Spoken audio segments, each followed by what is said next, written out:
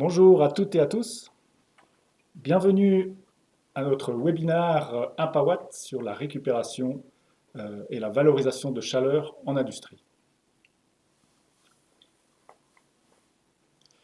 Avant de commencer, d'entrer dans le sujet, un petit mot sur le programme Impawatt, programme européen, qui a pour objectif de faciliter la mise en œuvre de mesures d'efficience énergétique en industrie.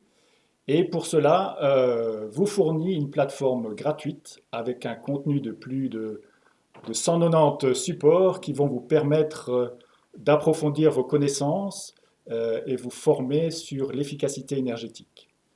Cette plateforme est gratuite, donc je vous invite vivement à regarder cette plateforme et à utiliser les supports disponibles. Alors, récupérer et valoriser la chaleur en industrie, finalement, en quoi ça consiste?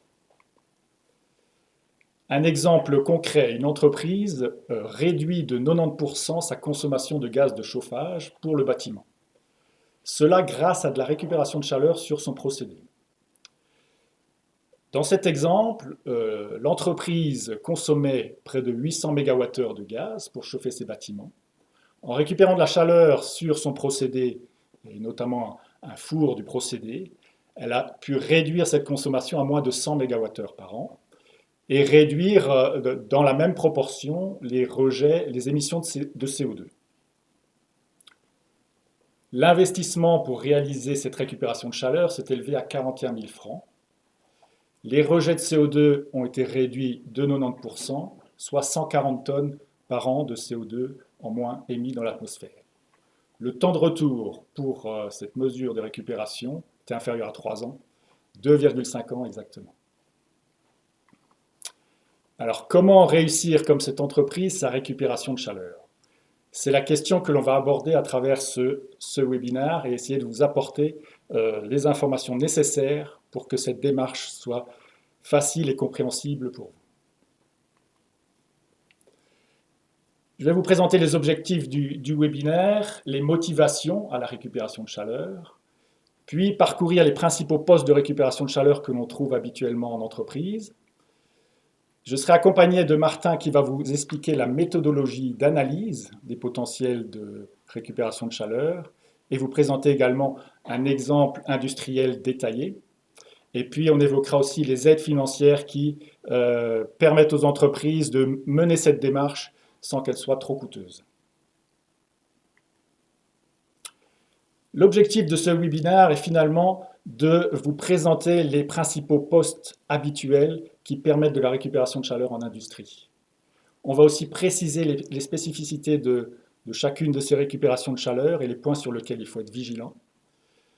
On rentrera après plus dans le détail de la méthodologie pour vous montrer finalement quels principes on utilise pour trouver la récupération de chaleur optimum et la mieux adaptée à l'entreprise. Et puis on va illustrer cette démarche par un exemple concret industriel. À la fin, je présenterai les soutiens financiers pour la mise en place de cette démarche. Alors pourquoi s'intéresser à la récupération de chaleur? Le premier aspect à prendre en compte, c'est que la récupération de chaleur permet généralement d'améliorer de manière significative le bilan CO2 de l'entreprise en réduisant les émissions de CO2. Elle apporte aussi de l'économie d'énergie. Donc finalement, ce sont des projets qui ont un temps de retour qui souvent est intéressant, c'est-à-dire inférieur à 5 ans. En entrant dans une démarche de récupération de chaleur, on va permettre de mieux maîtriser ses coûts énergétiques, de s'affranchir un peu des fluctuations du marché de l'énergie et d'être quelque part plus performant économiquement par rapport à des concurrents, que ces concurrents soient suisses ou étrangers. Cette démarche permet aussi d'atteindre ces objectifs réglementaires, donc les exigences des conventions d'objectifs qui concernent les gros consommateurs. Elle permet aussi pour les entreprises qui sont éligibles au remboursement de la taxe CO2 d'atteindre leurs objectifs de réduction de CO2. Je vous ai mis ici un exemple sur 4000 entreprises qui sont suivies par l'Agence de l'énergie.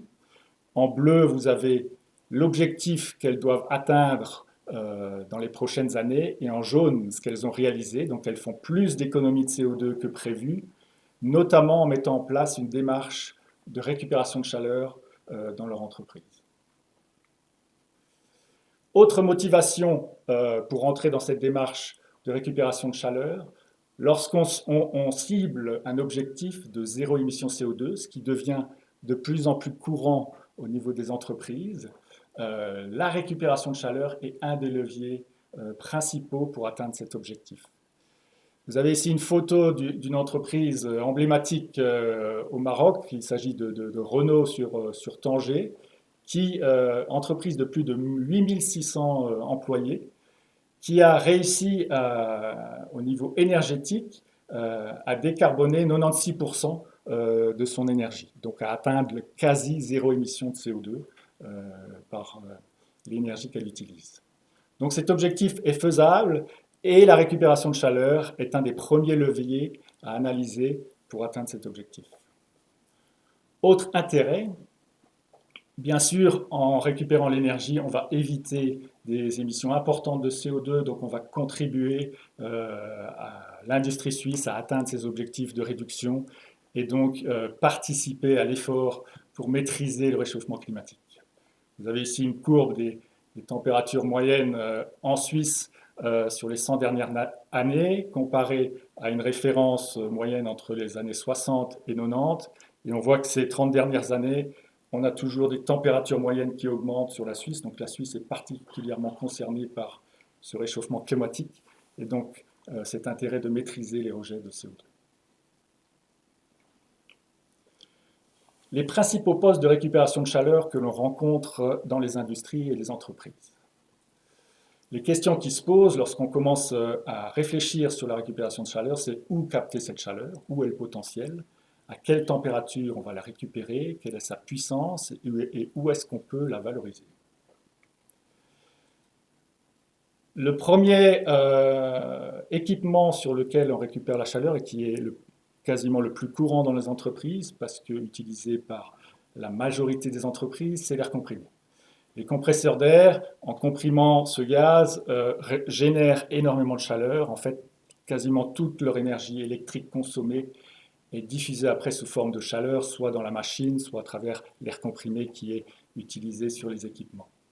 Ce qui fait que les compresseurs d'air, en fait, offrent un potentiel important de récupération de chaleur, à hauteur généralement de 70% de la consommation électrique.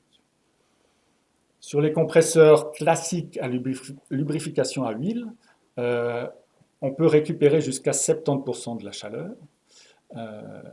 Et en plus, ces compresseurs fonctionnant quasiment toute l'année, ils ont une disponibilité importante et les simultanéités par rapport au consommateur va être importante et va permettre de valoriser plus facilement cette chaleur. L'utilisation de la chaleur récupérée par les compresseurs, elle peut se faire à travers un réseau de chauffage, elle peut se faire pour chauffer un atelier, elle peut s'utiliser pour réchauffer de l'eau chaude, pour réchauffer de l'eau procédée ou pour préchauffer une eau alimentaire pour de la vapeur. Sur les compresseurs d'air, on va soit récupérer directement l'air chaud de manière aérolique parce qu'on a un local à côté ou un stockage dans lequel on peut souffler cet air chaud et puis réchauffer facilement ce local.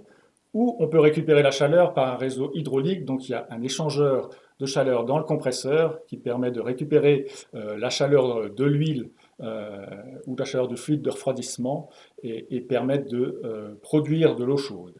Ici, vous avez un circuit de récupération hydraulique sur un compresseur d'air. On voit sur la sortie de ce circuit de refroidissement du compresseur un premier échangeur qui va récupérer la chaleur qui pourra être utilisée ensuite pour chauffer de l'eau chaude ou un bâtiment. L'eau est ensuite, donc l'eau de refroidissement du compresseur est refroidie et pour ce compresseur spécifique qui est un compresseur sans huile, si la température reste supérieure à 40 degrés, on a un deuxième échangeur qui va détruire la chaleur résiduelle pour s'assurer que l'eau de refroidissement qui retourne au compresseur est inférieure à 40 degrés. Ça, c'est une contrainte supplémentaire pour les compresseurs sans lubrification qu'on trouve surtout dans la pharmacie ou dans l'agroalimentaire. Le deuxième équipement significatif en termes de récupération de chaleur, c'est le groupe froid. La production de froid, en fait, il est possible de récupérer donc la chaleur diffusée par les condenseurs de ces groupes froids. On peut récupérer jusqu'à 100% de cette chaleur de condensation.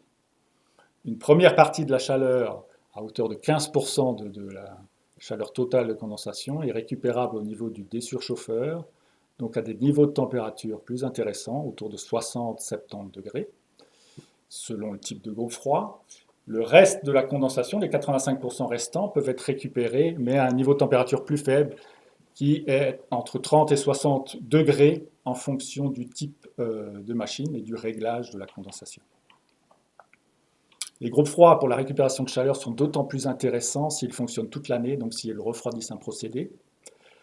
En été, s'ils sont utilisés par la climatisation, il y a effectivement un peu de potentiel, mais attention à avoir une utilité à récupérer cette chaleur en été. Donc si vous n'avez pas de besoin en été, les groupes froids de climatisation ne seront pas utilisés pour récupérer de la chaleur. Lorsqu'on étudie le potentiel de récupération de chaleur sur les groupes froids, il faut également regarder le potentiel d'économie d'électricité par un fonctionnement free cooling, c'est-à-dire qu'en période froide, on peut préférer utiliser l'air frais extérieur et arrêter les groupes froids, donc on va faire des économies d'électricité. Et donc cette possibilité de free cooling est en conflit direct avec la récupération de chaleur du groupe froid, puisque en hiver, si on veut faire du chauffage, on aura intérêt à utiliser le groupe froid.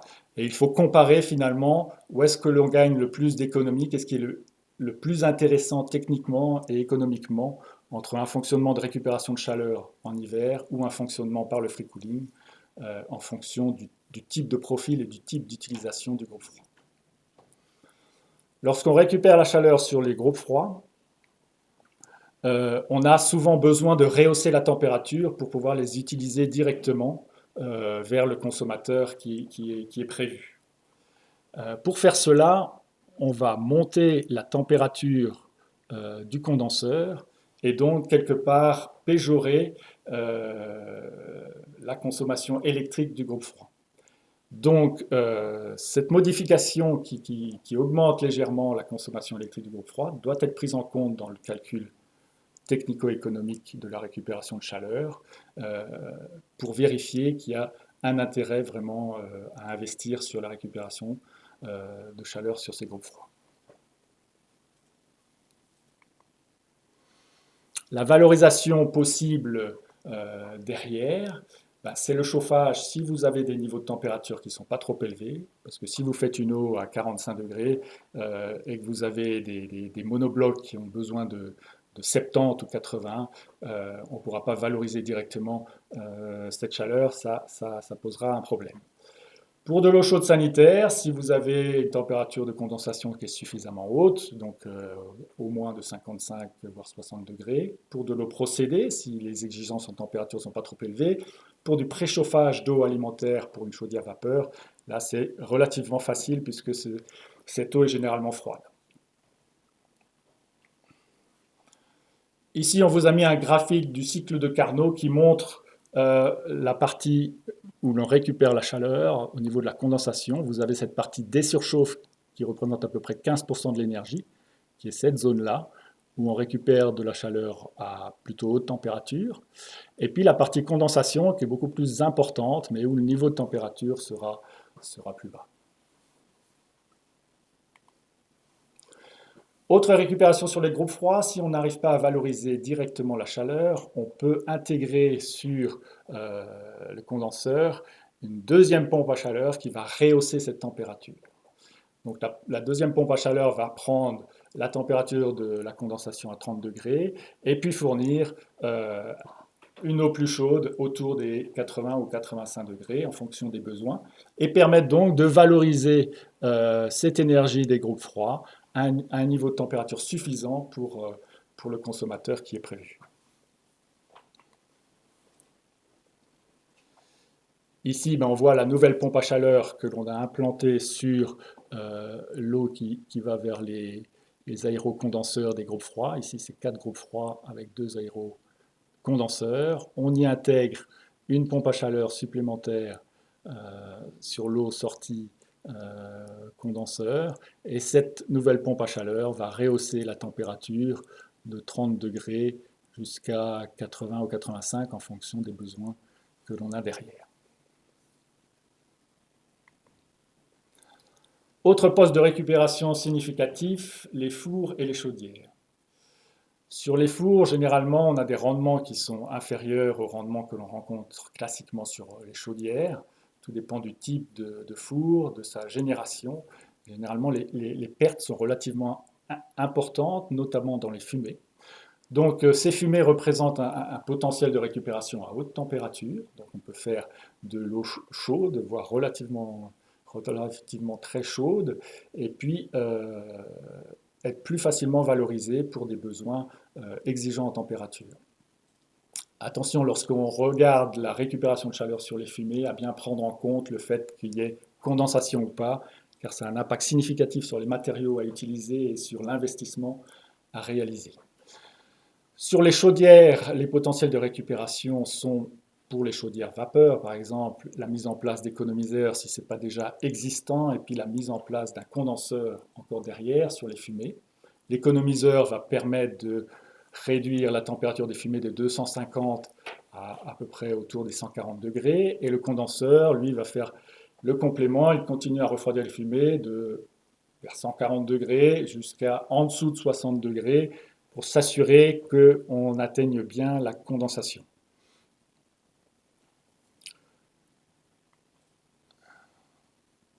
L'eau chaude qui est ainsi récupérée sur ces économiseurs et condenseurs permet également de fournir du chauffage ou de l'eau chaude sanitaire ou de l'eau procédée ainsi que du préchauffage d'eau alimentaire pour la partie vapeur s'il y a des appoints d'eau neuve suffisants. L'intérêt de préchauffer l'eau neuve sur la chaudière sur laquelle on récupère la chaleur, c'est qu'il y a une très bonne simultanéité. Et puis géographiquement, c'est des emplacements très, très proches, donc c'est souvent intéressant. Une petite précision donc sur la condensation.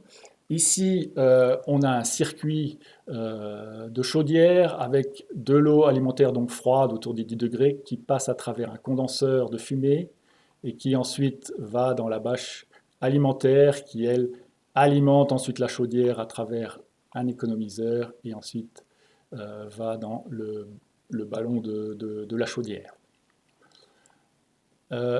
Au niveau du condenseur, si on veut condenser les fumées, donc récupérer la chaleur latente des fumées, il faut que la température de l'eau soit inférieure, on va dire, à 58 degrés. C'est un peu différent si c'est du gaz ou du mazout, mais c'est l'ordre de grandeur. Si vous revenez avec de l'eau qui a déjà 65 degrés, vous ne condenserez pas, donc on pourra récupérer la chaleur sensible ici, que l'on récupère généralement dans les économiseurs. Mais la partie condensation qui est sur cette courbe-là, en fait, on ne la récupérera que si on a des retours inférieurs à 58, et plus les retours sont faibles, à 40 ou à 25 degrés, plus haut sera la récupération de rendement. En général, on récupère 5 points de rendement sur l'économiseur et environ 5 points sur le condenseur également. Mais on peut avoir un peu plus si l'eau qui rentre dans le condenseur est plus froide.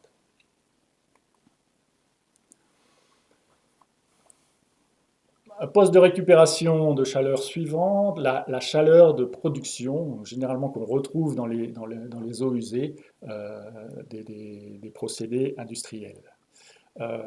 Ces rejets varient beaucoup en fonction des entreprises, mais on sait d'expérience que dans le domaine de la pharmacie, de l'agroalimentaire, on a des rejets importants avec des températures intéressantes à 25-30 degrés. Et ces volumes-là, qui sont significatifs, représentent finalement un potentiel de récupération de chaleur intéressant. Pour cela, il faut une eau qu'on puisse encore abaisser en température, mais 5 degrés suffisent. Et puis, il faut une eau suffisamment propre pour pouvoir la faire circuler dans des échangeurs et puis ne pas risquer des encrassements.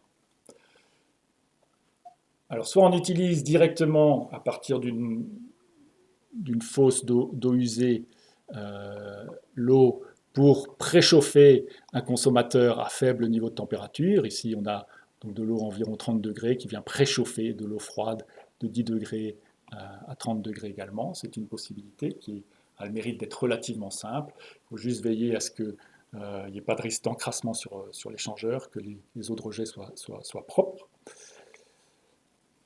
La valorisation, elle peut se faire sur du chauffage, l'eau chaude sanitaire. On retrouve un peu les consommateurs habituels des autres postes de récupération, l'eau procédée ou l'eau neuve des chaudières vapeur. Pour le chauffage, et si on a besoin de rehausser la température, on va utiliser une pompe à chaleur. C'est l'exemple suivant. On prend l'eau de la fosse, des eaux usées, autour de 25 degrés. On va chauffer l'évaporateur et la pompe à chaleur va rehausser la température et fournir du 80 ou 85 degrés si on a besoin de ces niveaux de température pour, par exemple, chauffer un bâtiment.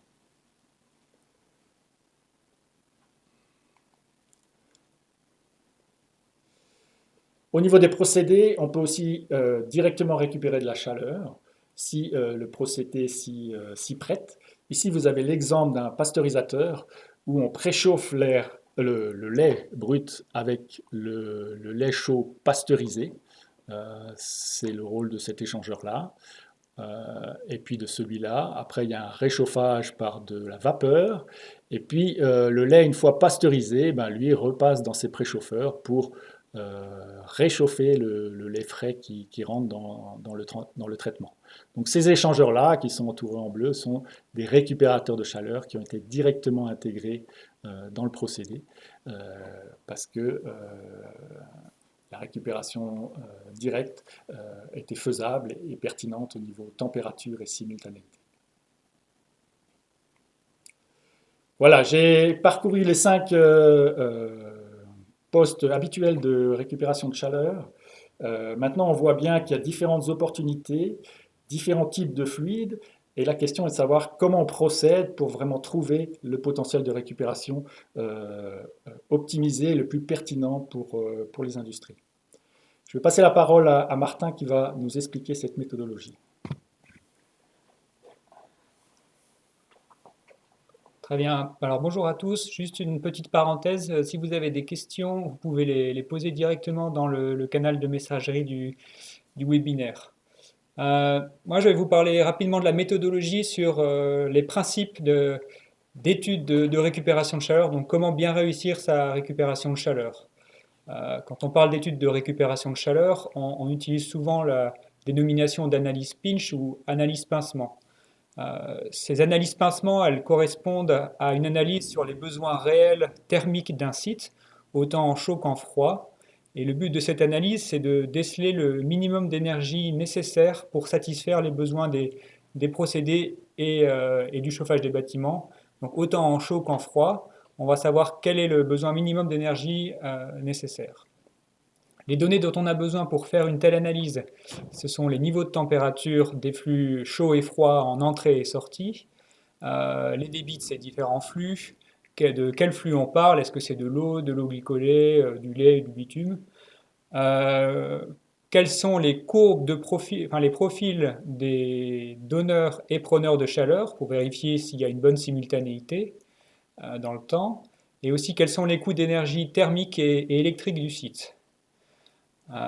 Ça, on synthétise tout ça dans l'analyse pinch, et le résultat, c'est un tableau de flux avec des flux froids alors, illustrés ici en bleu et des flux chauds en orange. Les flux froids sont les flux à réchauffer, donc par exemple de l'eau procédée ici qu'il faudrait réchauffer depuis 10 jusqu'à 90 degrés.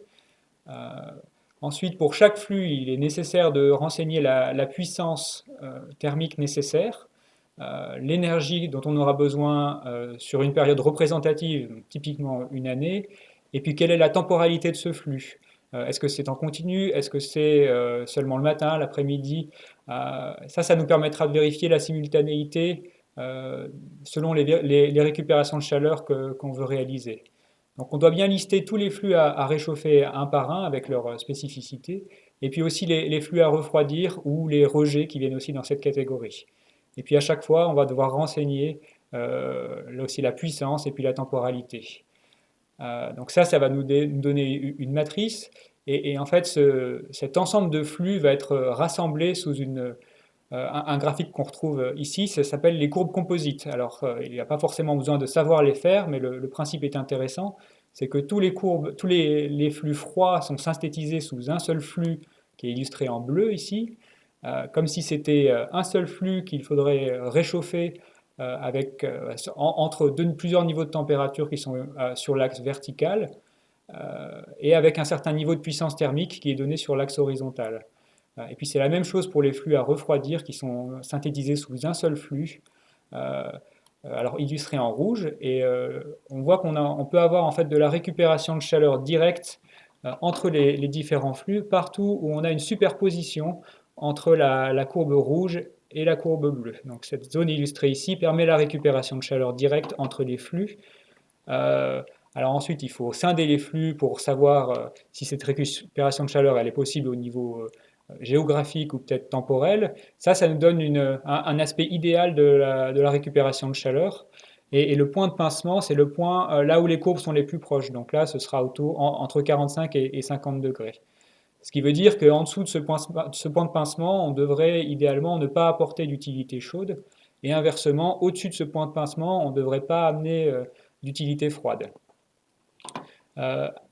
Là, avec ce graphique-là, on n'arrive pas à voir directement quels sont les flux concernés, mais on peut aussi le faire en notant quels sont les flux. Donc, par exemple, sur la courbe suivante, où on arrive à voir plateau par plateau, ou en tout cas section par section, quels sont les flux concernés. Et puis, en avançant comme ça, on peut avancer ensuite notre réseau de récupération de chaleur qu'on va imaginer sur le site. Alors, de nouveau, c'est un réseau de récupération de chaleur qui est idéal, donc qui s'affranchit des contraintes géographiques et financières pour l'instant.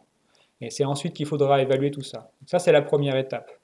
Ensuite, il faudra vérifier la temporalité et la simultanéité entre les différents flux. Ça, on peut le faire typiquement en regardant avec des données horaires. Alors là, c'est illustré pour une semaine standard avec un flux qui est donneur de chaleur et deux flux qui sont preneurs de chaleur. Quels sont leurs profils et les puissances thermiques qui sont alors soit nécessaires, soit disponibles. Et ça nous permet de vérifier que, alors dans le cas présent, il y a une bonne simultanéité entre l'énergie disponible et l'énergie nécessaire. Donc dans ce cas-là, par exemple, on n'aura pas besoin de rajouter de stock pour pallier à un problème de simultanéité.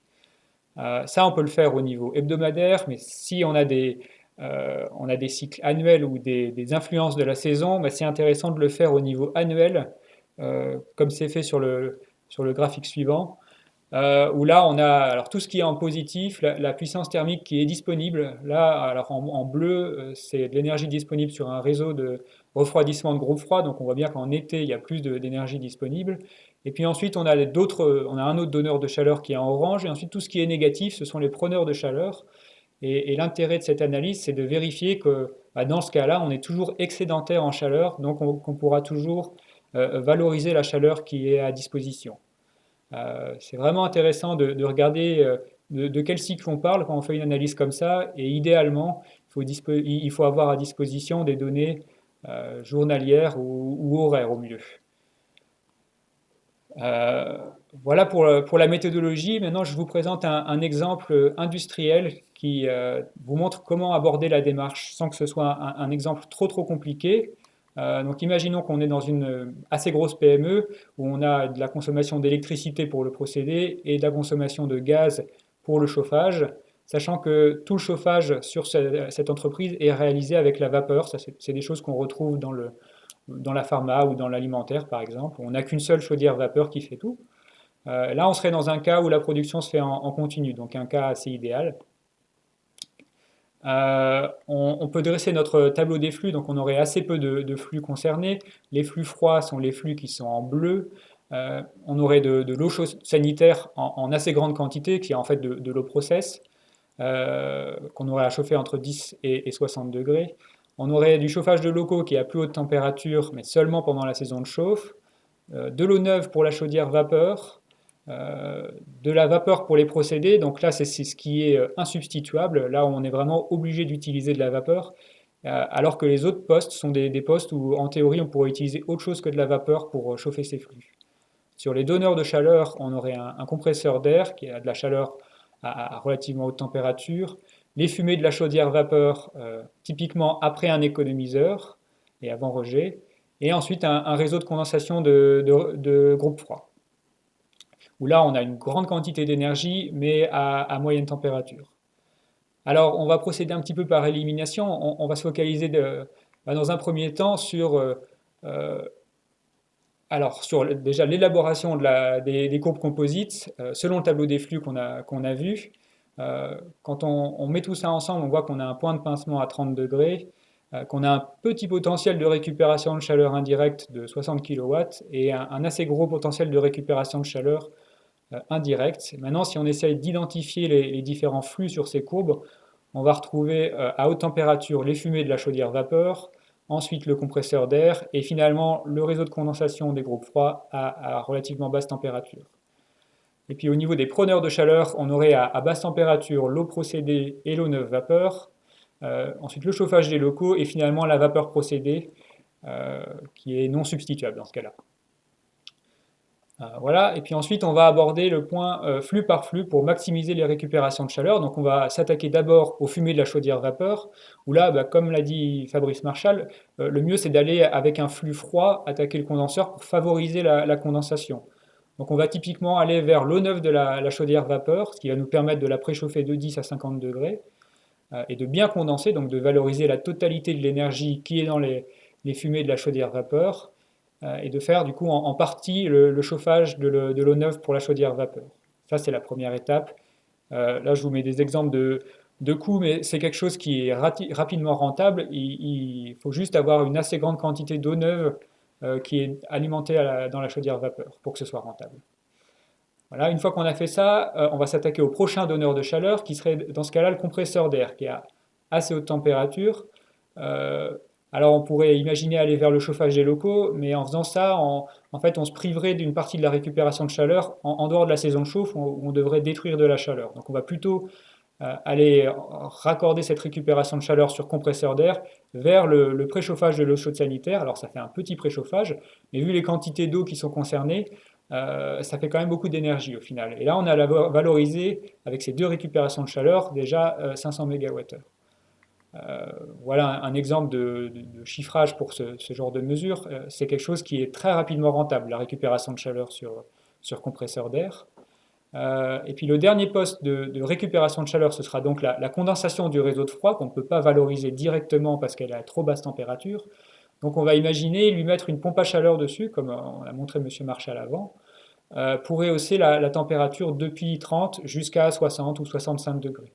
Avec ça, on va pouvoir faire l'entièreté du post-chauffage de l'eau chaude sanitaire, donc de l'eau process, et puis éliminer complètement ce besoin thermique qui était fait avant à la vapeur, et faire une partie du chauffage des locaux. On ne pourra pas faire la totalité parce qu'on aura un problème de puissance pendant les grandes périodes de froid, mais on pourrait imaginer réaliser la moitié du chauffage des locaux avec ça. Et de cette manière, on a intégré une pompe à chaleur sur le réseau de condensation, et ça c'est quelque chose qui se fait avec des très bons coefficients de performance, et c'est quelque chose qui est rentable dans l'ordre de grandeur, c'est entre 3 et 6 ans pour ce genre d'installation. Donc c'est relativement rapidement rentable. Et puis avec ça, on a réduit significativement les besoins en vapeur et donc en gaz du site. Si on fait la synthèse de nos actions, on a économisé, alors en mettant le condenseur de fumée vapeur sur l'eau neuve de la chaudière, en raccordant le compresseur d'air à l'eau chaude sanitaire pour un préchauffage, et en mettant une pompe à chaleur sur le réseau de condensation des groupes froids pour post-chauffer l'eau chaude sanitaire et faire une partie du chauffage des locaux. Et là, on se retrouve avec trois projets qui sont de manière combinée très intéressants au niveau financier et aussi au niveau des réductions des émissions de CO2 avec une réduction de 34%. C'est typiquement l'ordre de grandeur d'économie thermique qu'on peut atteindre quand on fait une analyse de récupération de chaleur. On arrive normalement relativement facilement à atteindre entre 20 et 40% d'économie sur la chaleur, avec des projets rentables en moins de 5 ans normalement. Voilà pour cet exemple. Repasse la parole à Fabrice Marchal pour les aides financières. Alors avant de vous parler des aides financières, j'ai oublié en début de webinaire de vous préciser que vous pouvez poser vos questions au fil de l'eau en direct en utilisant le volet questions-réponses. Et donc à la fin de la présentation, on pourra y répondre. Alors, concernant les aides financières pour ce travail d'analyse de récupération de chaleur en industrie, nous avons en Suisse un programme de l'OFEN pour les pré-analyses pinch ou analyses pincement, qui consiste donc à définir les potentiels de récupération de chaleur, à dégrossir le sujet, à recenser les flux et à évaluer le potentiel de récupération sans aller extrêmement dans le détail, mais ça permet de savoir si finalement il y a du potentiel suffisant pour poursuivre l'analyse plus finement et quantifier plus précisément l'investissement, les économies et le temps de retour.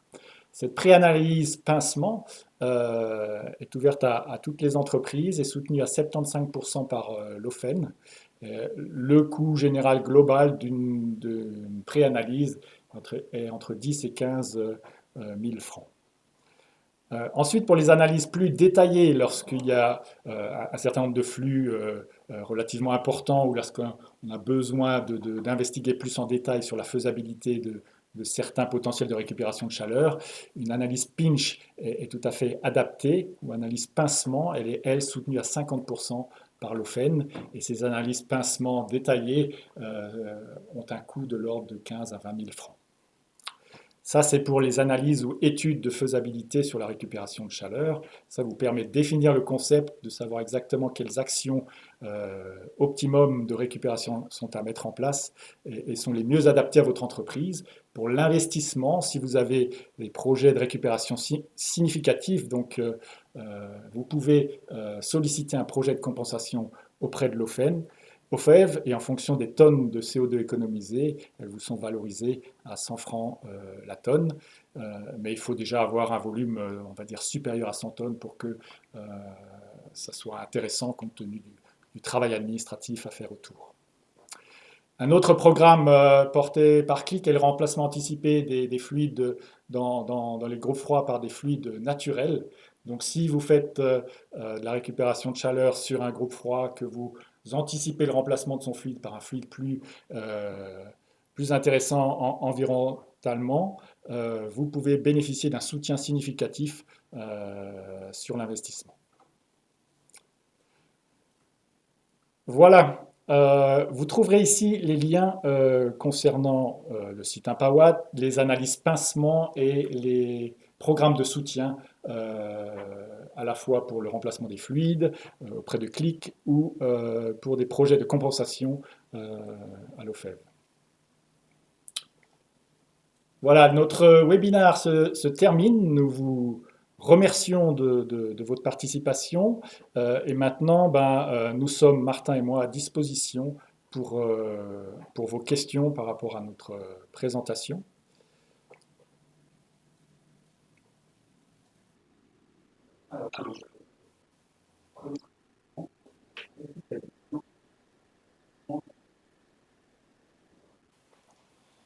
Alors évidemment qu'on rencontre souvent des mauvaises pratiques ou mauvais réflexes. Je ne sais pas si Martin, Ouais. il y en a plusieurs. Alors, je dirais quelques mauvais exemples de récupération de chaleur qu'on retrouve souvent. Ça pourrait être de récupérer, enfin de mettre un condenseur sur une chaudière vapeur et de valoriser ça sur un réseau qui est à trop haute température, typiquement un réseau de chauffage de locaux. Et ça empêche de bénéficier de la chaleur latente. Donc, typiquement, si on envoie de l'eau à 60 degrés dans un condenseur, on n'aura pas de condensation. Il vaut bien mieux envoyer de l'eau à basse température, idéalement de l'eau à 10 degrés pour favoriser la condensation. Ensuite, le fait de valoriser de la récupération de chaleur sur compresseur d'air sur de l'eau chaude sanitaire, c'est quelque chose qui est fait assez souvent sans évaluer quels sont les besoins en eau chaude sanitaire. Donc au final, on se retrouve très souvent vraiment excédentaire en chaleur au niveau des compresseurs d'air, alors qu'on a très peu de besoins thermiques au niveau de l'eau chaude sanitaire. Donc on aurait bien meilleur temps de valoriser cette chaleur ailleurs, typiquement sur de du chauffage de locaux ou de procédés. Et puis peut-être une dernière vraiment mauvaise pratique qu'on retrouve, c'est de ne pas avoir de système de suivi de récupération de chaleur, ce qui peut induire des dérives, donc avec des problèmes de réglage ou une vanne qui est mal mise en place. Donc avoir une récupération de chaleur qui n'est pas efficace. Donc c'est pour ça qu'on encourage dans nos projets à mettre en place des récupérations, enfin, des compteurs de chaleur dès que possible et bien les raccorder au système pour pouvoir avoir un suivi dans la durée et vérifier que la récupération de chaleur est effective. Parce que ça arrive assez souvent de voir des récupérations de chaleur qui ne fonctionnent pas de manière optimale. Une autre question, est-ce qu'une analyse pinch est utile pour tout type d'entreprise ou y a-t-il des entreprises trop petites ou trop grandes? Alors, il y a quand même une limite pour que l'analyse pinch elle ait du sens. Il faudrait au moins avoir des besoins d'énergie thermique qui sont de l'ordre de 1 gigawattheure pour que ça ait du sens. Et puis, donc soit a priori du gaz ou du mazout. Et puis avoir quand même une certaine simultanéité idéalement entre les besoins, c'est-à-dire que si on sait qu'on a que des besoins de chaud liés au chauffage et que des besoins de froid qui sont liés à de la climatisation, dès le début, on est sûr d'avoir aucune simultanéité entre les flux, donc on ne pourra pas avoir de récupération de chaleur. Et aussi, idéalement, on aurait une industrie qui fonctionne de manière aussi continue que possible, pour éviter d'avoir des systèmes de stock.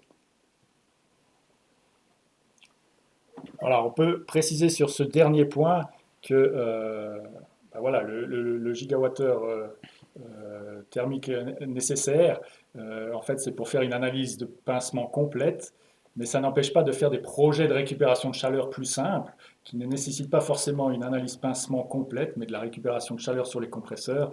Ça peut concerner toute PME, toute TPE.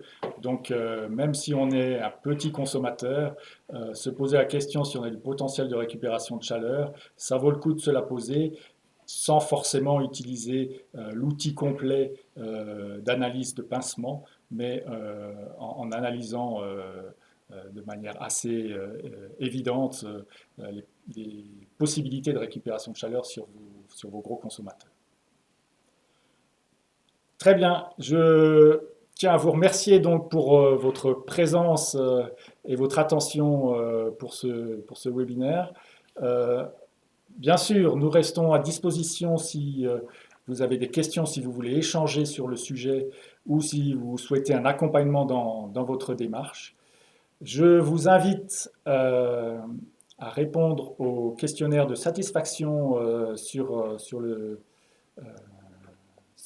webinaire euh, dont le lien vous sera fourni, de manière à ce que vous puissiez répondre en fait par rapport à notre présentation. Et je vous souhaite une excellente journée.